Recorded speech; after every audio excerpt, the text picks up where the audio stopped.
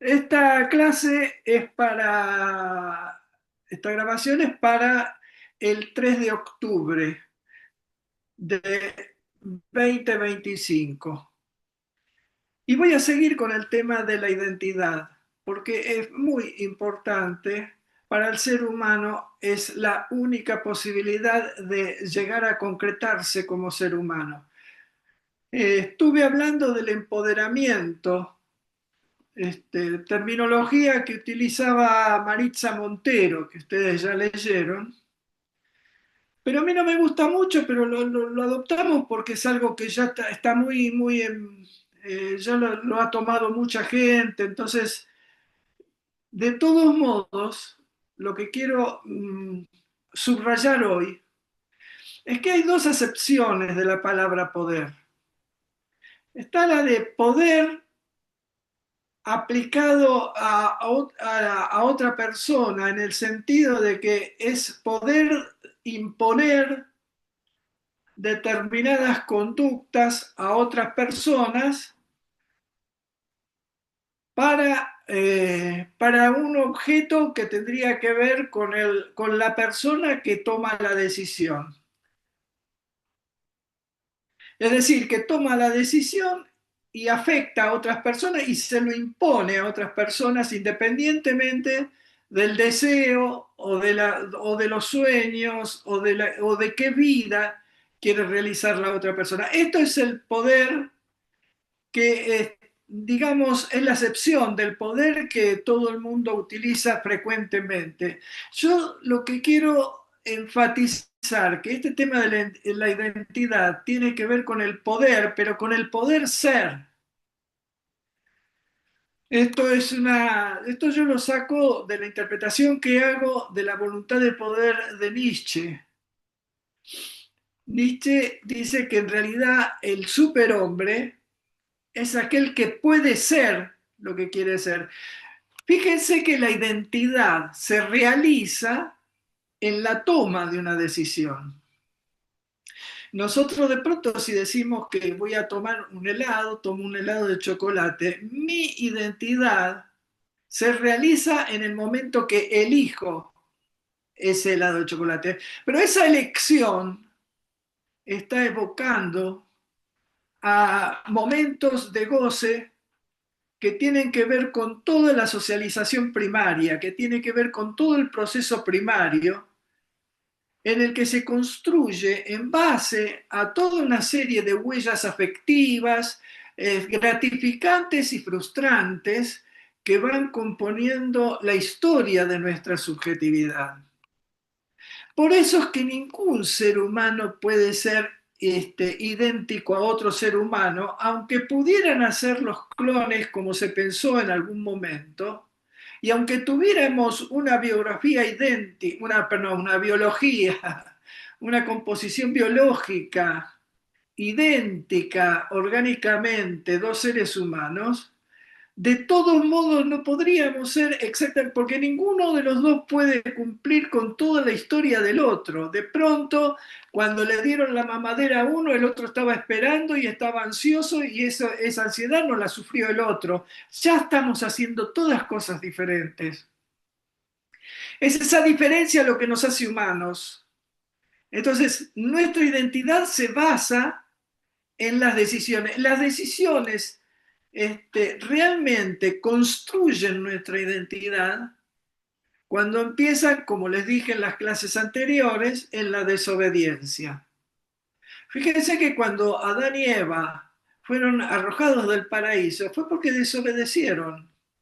Ellos estaban lo más piola, estaban gozando de todo, no deseaban nada, todo le venía fenómeno, todo lo tenían. Cuando desobedecieron y comieron del fruto del árbol del conocimiento del bien y del mal, esto del conocimiento es lo que de pronto estuvimos hablando nosotros en las clases anteriores, que Freud lo tematiza como el hacer consciente lo inconsciente, o sea, ese proceso primario que nosotros hacemos, esa socialización primaria que hacemos cuando bebé, nos deja toda una serie de marcas que nos señala qué es lo que nos hace felices, qué nos hacen de pronto, qué es lo que nos frustra, nos trae recuerdos que son tristes. Entonces, cuando nosotros pedimos el helado de chocolate en la heladería, esa decisión en realidad ya está tomada, eso ya está elegido. No es que vamos a la heladería y ahí vamos, simplemente hacemos consciente algo inconsciente, que ya lo tenemos establecido. Todas nuestras elecciones son así.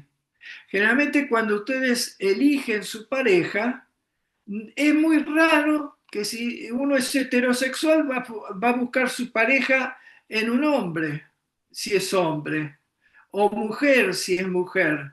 ¿Por qué? Porque la elección de género, esa identificación con uno de los géneros, es una identificación que se hizo en ese proceso primario del cual no somos conscientes. Y ahí elegimos, ahí es donde se establece la elección. Después, con el conocimiento, es cómo nosotros nos manejamos con relación a todas esas cosas que tratamos de elegir para ser felices. Ahora bien, voy a repetir un ejemplo que doy muchas veces porque me parece simpático y además bastante elocuente, digamos, ¿no? Bastante claro, digamos. Schopenhauer decía que nuestra mente estaba compuesta por un ciego y un paralítico en silla de ruedas. El ciego son las pasiones. El paralítico en la silla de ruedas es la razón, es la conciencia. ¿Qué quiero decir con esto? Que las pasiones, si no hay pasión, si no hay algo que nos impulse a de pronto desplegar nuestra pulsión de vida, el paralítico se queda por más razonable y por más que le parezca razonable que tiene que hacer esto, que tiene que hacer lo otro, si el ciego no lo empuja, no avanza. Ahora, si el ciego lo empuja, el ciego no sabe hacia dónde lo está empujando. Es ahí donde empieza a intervenir el conocimiento, donde empieza a intervenir todo aquello que ya de alguna manera hace cosas con el saber. El conocimiento quiere decir conoción, de compartir, y noción es aquello que podemos llegar a compartir con otros. Un acuerdo sobre ciertos referentes empíricos que los establecemos a partir de las palabras, a partir del lenguaje en general. Ahora bien, entonces este conocimiento tiene tres vertientes o cuatro, pero vamos a tomar tres, que son, yo lo saco del seminario 17 de Lacan, donde habla de los cuatro discursos, pero él habla del discurso del amo, el discurso universitario, el discurso de la histeria y el discurso psicoanalítico. Nosotros no vamos a ver, porque nosotros no es la materia nuestra psicoanálisis, sino que es psicología social. A mí lo que me interesa que veamos los tres tipos de discurso, que en definitiva son el formato que adoptan los vínculos entre los seres humanos. O sea, Lacan dice que son los lazos sociales. El formato que tienen los lazos sociales son esos tres discursos. El psicoanalítico no es, el discurso psicoanalítico no cumple con las normas de un lazo social de los que nosotros tenemos por constitutivo de nuestros grupos sociales, de todas nuestras pertenencias, digamos. El psicoanálisis justamente trata de romper o por lo menos de hacer una especie de vacío para que se expresen los otros tres discursos, pero ese discurso solamente lo mantiene en una situación terapéutica el psicoanalista. De lo que vamos a hablar es de lo que se da a nivel de todos los grupos de pertenencias de un ser humano. Y en ese sentido, los que predominan son el discurso del amo, el discurso del universitario, el discurso de histeria. Yo lo voy a nombrar tal vez de un modo distinto, pero más o menos quiero describirlo medio superficialmente, porque lo que más me interesa es que ustedes vean cómo son estrategias para encontrarnos con el otro, en definitiva. El discurso del amo es el discurso que a veces puede identificarse en determinadas situaciones con lo que se le dice el discurso del padre. En el patriarcado, en la mayoría de las sociedades humanas que nosotros conocimos, son todas sociedades que se fundan en el patriarcado. La figura del padre, que se supone que es el que tiene que poner los límites, es una figura imposible para el ser humano. Le estamos pidiendo que cumpla al padre un rol que no puede cumplir. Y esto trae muchos perjuicios a los seres humanos para poder llegar a avanzar, y al avanzar para mí se caracteriza por el hecho de ir logrando una convivencia cada vez más salutífera, una convivencia que cada vez esté más basada en el respeto mutuo, en la justicia, en el respeto del otro. ¿Por qué le digo que el padre no tiene la posibilidad de desempeñar el papel que se le pide que cumpla el padre? Porque el padre no sabe qué es lo que puede hacer feliz el hijo. El padre le puede enseñar al hijo algo práctico, qué sé yo, mira, no metas los dedos en el enchufe porque te va a dar electricidad. Eso lo puede enseñar. Esas cosas prácticas, cotidianas de todos los días, los adultos las conocen mejor que los chicos, entonces se las puede enseñar. Pero el cómo ser feliz, eso no se lo puede enseñar. No hay ser humano que sepa cómo puede ser feliz el otro. Un chico actualmente, un chico de 10 años, un chico de 5 años, no tiene nada que ver con un chico de 5 años hace 30 años. Hace 30 años un chico de 5 años no tenía ni la menor idea de que iban a existir los celulares. Y así como eso lo nombro porque es lo más típico, lo más fácil de... Pero hay un montón de cosas totalmente diferentes. Pero no es eso en relación a los aspectos prácticos y a los aspectos muy visibles, pero hay otras cosas que son mucho más sutiles. Hay cosas que son mucho más sutiles. Por ejemplo, la familia se está constituyendo con valores diferentes porque está descubriendo, por ejemplo, que no existe un ser adulto que pueda ser el que conduzca a los demás y que les diga por dónde tienen que ir a todos los demás. Porque no existe el adulto que sepa cómo todos los demás pueden ser felices, porque no sabe qué es lo que están sintiendo los otros en una situación totalmente diferente a la de él. Esto, en este sentido, trajo mucho perjuicio, digamos, en la psicología, adoptar ciertos paradigmas como el paradigma de la evolución, por ejemplo, ¿no? De Darwin. Creer que todo evoluciona hacia algo más superior, eso es una fantasía que en la psicología causa mucho daño.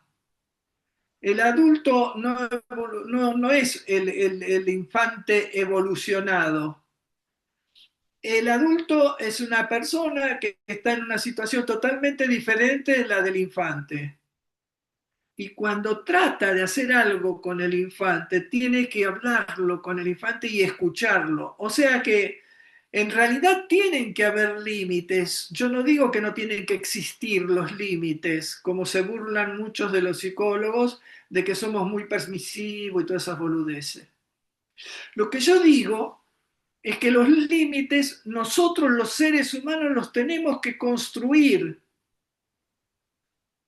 Y tenemos mucho más chance de construir límites que posibilitan que el sujeto despliegue su subjetividad de un modo respetuosa del otro si nosotros lo escuchamos, si lo escuchamos, si solamente vemos un chico que patalea y decimos, ah, le agarró un berrinche, bueno, pero es chico, es lógico, todos los chicos a los 3 años tienen berrinche, ya está.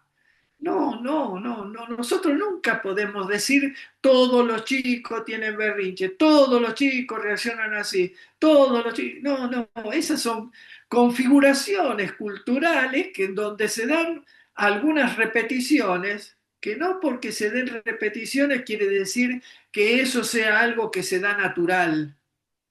Nosotros no tenemos nada natural, entonces tenemos que construir con el chico los nuevos límites, cuáles tienen que ser.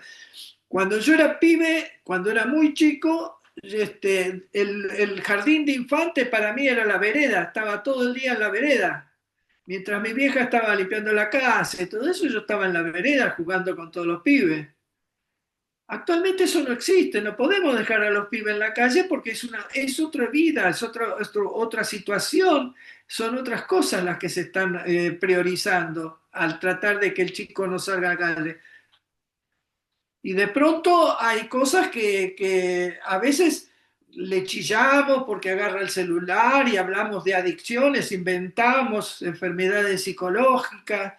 Tenemos que tener cuidado con los psicologismos, ¿no? De creer que todo tiene una explicación psicológica y que la explicación psicológica consiste en ponerle una etiqueta.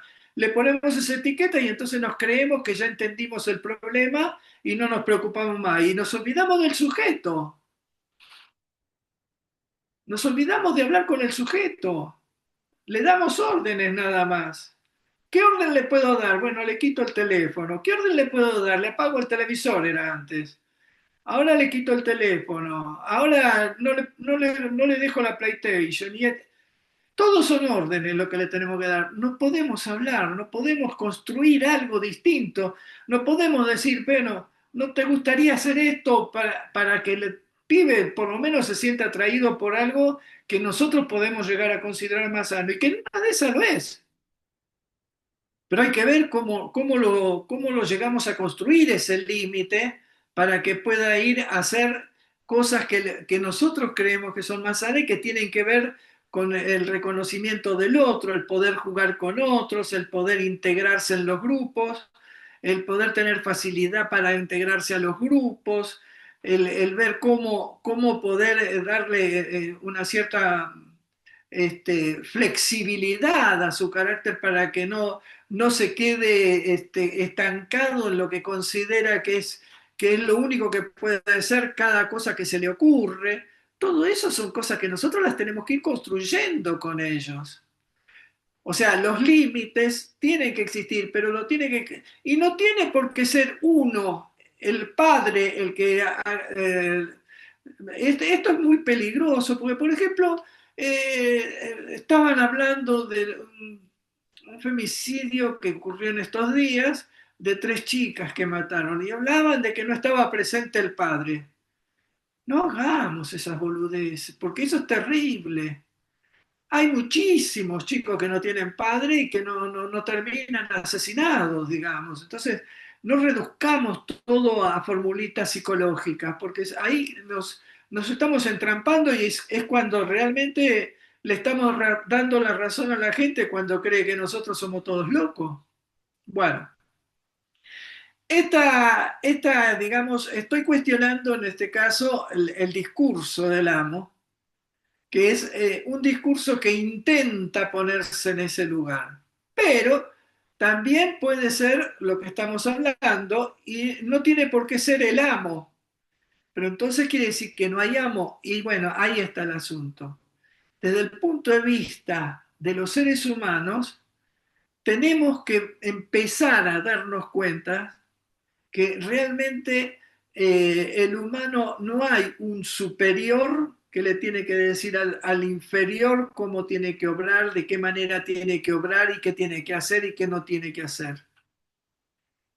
Entre todos tenemos que ir con lo mismo que dije con los chicos, tenemos que hacerlo entre todos con la sociedad. Tenemos que poder decir nosotros y poder hacer que exista el espacio para que todos los seres humanos. ¿Por qué? Porque cuando el ser humano participa de una decisión. Es ahí cuando realmente se consolida su identidad. La identidad, que es algo fundamental para un ser humano, se consolida en el momento que se manifiesta participando de una decisión, activamente participando de una decisión, no nada más que con un voto, por ejemplo, sino además del voto, cosa que también es fundamental e importante para la democracia, todos los movimientos sociales estamos tomando permanentemente formas de querer de reclamar que nos escuchen para que nosotros también tengamos participación en esa decisión. Entonces, yo no les voy a decir a ustedes, tienen que adoptar el partido político, porque en este partido político es el único que sabe cómo se pueden expresar todas las personas y van a beneficiar. No existe el partido político que pueda dar todos los beneficios a la gente y los otros no. No existe eso. No hay ningún partido político que pueda hacer eso. Dentro de los partidos políticos que de pronto buscan la participación, hay partidos políticos que la buscan de una manera, otros la buscan de otra, y eso, todo eso tiene que ser escuchado y discutido, y tenemos que vivir en ese debate, porque ese debate es el que nos va a permitir ir concretando la posibilidad de que se manifieste nuestra identidad. Nuestro país tiene una identidad que viene forjándose con una historia de años, desde el descubrimiento, cuando dijeron el descubrimiento de América, que ahora me está gustando cada vez más esto de la invasión de América, ¿no? Que de pronto ese descubrimiento, en vez de tornarse en un encuentro entre culturas, se tornó en la conquista de una cultura por otra, y eso es antihumano. Eso es justamente consolidar la figura patriarcal. El colonialismo en este momento está totalmente en vigencia. Nosotros en este momento estamos queriendo tomar decisiones que tenemos que pensarla mucho, porque realmente está en contradicción con lo que nos ordenan los centros verdaderos del poder. Los centros verdaderos del poder son los grandes grupos económicos, no son el gobierno de turno. Bueno, con esto quería decir el rol del amo, que inclusive a nivel de la gobernanza, digamos, ¿no? A nivel de la posibilidad de la gobernabilidad de un país, se está acercando, por lo menos en aquellos que están dentro de una orientación que tiene que ver con el criterio que yo les estoy mostrando del ser humano, se está acercando de un poder patriarcal a un poder pastoral. El poder pastoral, en vez de decir, ojo que si te desviaste va a pasar esto, lo otro, y amenazar con castigos y amenazar con miedo y generar con temor y todo eso, no. El pastoral es cuando el pastor es el que se va detrás del rebaño, y si se descarría alguna oveja, la va a buscar, trata de que no se lastime y la trata de traer. ¿eh? Cuando a Jesús se le iba alguna oveja del rebaño, él la iba a buscar y la traía amorosamente al rebaño nuevamente, y no lo buscaba tratando de amenazarla y decirle, mira, si te descarriaste, no te quiero admitir nunca más en el rebaño. Ese tipo de eliminación del diferente es una alternativa que ya la estuvimos viendo en clases anteriores, así que no lo voy a retomar. Bueno, continuando con el otro discurso, el discurso del universitario, que es el discurso que, digamos, si tuviéramos que pensarlo psicopatológicamente, se asemeja, digamos, al discurso del obsesivo, ¿no? donde realmente es todo duda, todo, bueno, hay que averiguar siempre la verdad, pero hay que averiguar más, siempre más, y nunca quedarnos con lo que, bueno, eso tiene un factor que es interesante, que es algo positivo porque nos lleva a conocer la verdad, pero cuando nos quedamos en la creencia de que lo que nosotros ya sabemos es la verdad y es científico, y como lo que nosotros decimos es científico y el otro que no es científico está diciendo algo que nos parece una boludez, lo tenemos que hacer callar, ojo con eso, ojo con eso. El discurso del universitario así se torna en un discurso patriarcal y es una distorsión totalmente que eso sí es patológico y cae en lo que podemos describir como, digamos, desde el punto de vista de cómo habló de la estructura obsesiva Freud. Y después está el discurso de la histeria.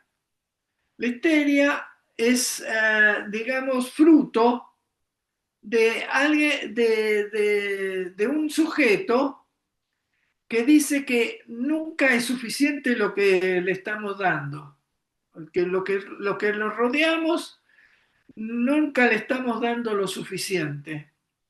Ahora, esto es uno de los discursos más verdaderos, porque es cierto que los seres humanos no inventamos ninguna formación social como para que la persona quede totalmente satisfecha. Siempre hay algo que va a ser insatisfactorio, que no va a cumplir con las expectativas de las personas. Entonces, la histeria siempre convoca a pensar que todo lo que hacemos es insuficiente.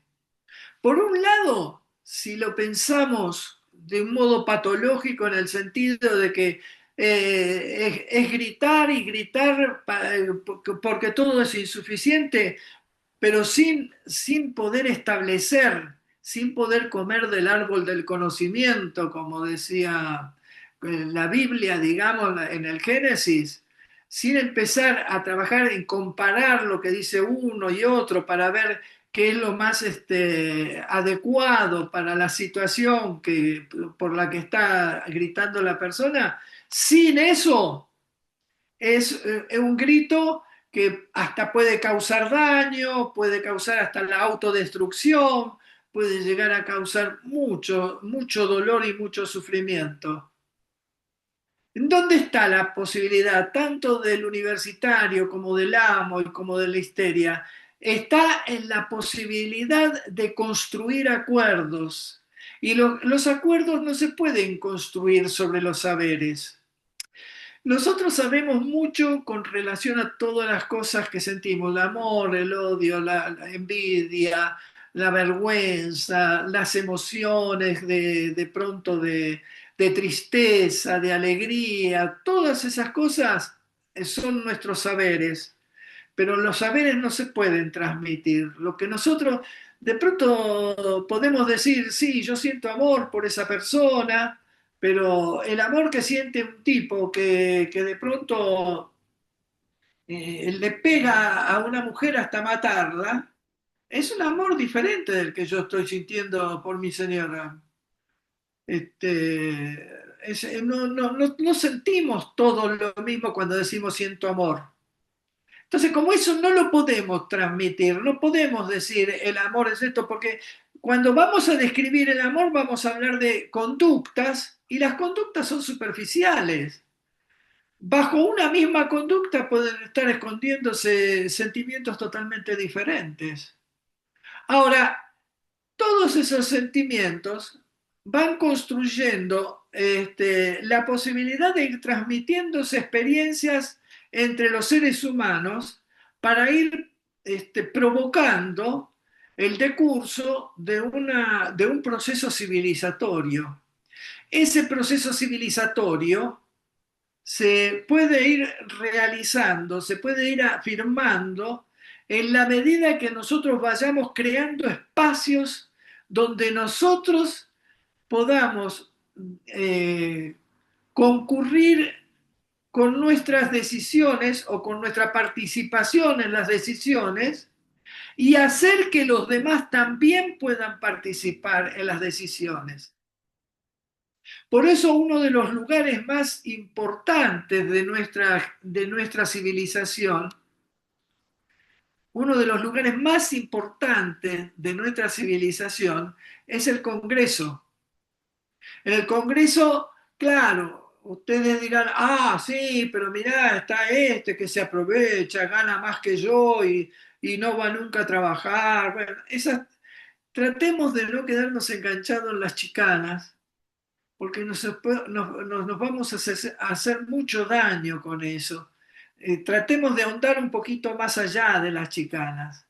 Yo no digo que no existan los ñoquis, no digo que no existan, pero me gustaría, yo ahora no, porque quiero simplemente dar la base de esto, hoy nada más que la base de todo este razonamiento, es para decirles que cuando hay un ñoqui, cuando hay un corrupto, cuando hay una cosa, digamos, una distorsión de lo que nosotros consideramos que sería positivo que ocurra entre nosotros, cuando hay algo que no contribuye a que los seres humanos podamos convivir de una manera más justa, en el sentido de que todos nos respetemos a todos, mientras hayan cosas contrarias a eso, nosotros no podemos considerar que eso es lo que pasa en tal accionar. El político, hay mucha gente muy noble y que está dando